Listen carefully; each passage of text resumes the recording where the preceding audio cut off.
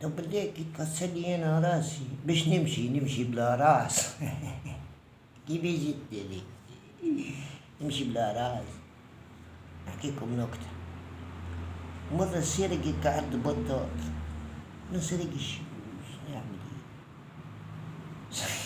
ايه؟ ليش يسرق؟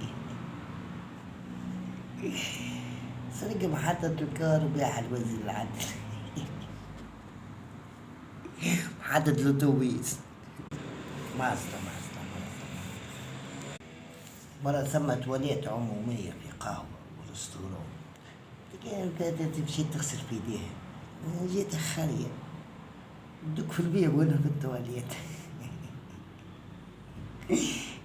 تعيط شكون مين جوه التواليت عايز اعمل بيبي. قلت لها مين خراي كيفك مين.